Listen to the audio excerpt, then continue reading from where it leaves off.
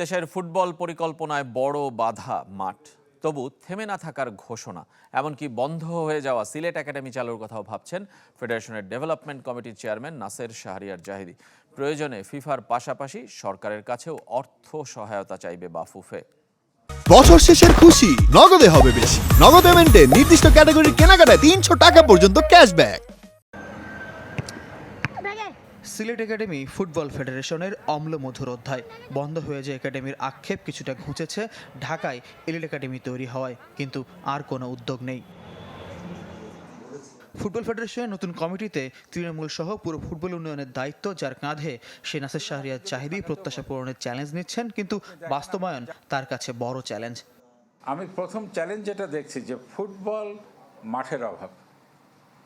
Even আপনি যদি ঢাকাতেও বলেন, আপনি দেখেন আমাদের জাতীয় স্টেডিয়ামটা এখনও তৈরি হয়নি, ফুটবল ফেডারেশনের কোনো মাঠ নেই।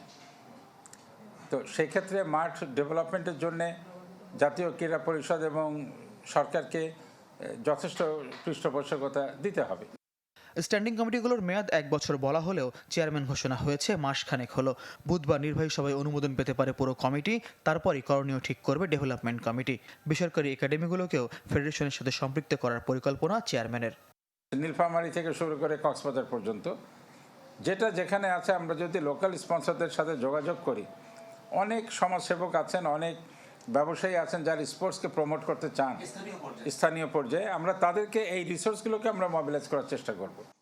শনিবার ক্রীড়া সাংবাদিকদের সংগঠন বাংলাদেশ স্পোর্টস প্রেস অ্যাসোসিয়েশন বিএসপিএ ঘুরে দেখেছেন নাসের শাহরিয়ার।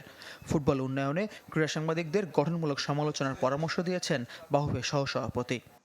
পরামর্শ দিতে পারেন কারণ তারা সবকিছু অবজার্ভ করছেন। ফয়জুল ইসলাম, চ্যানেল 24, ঢাকা।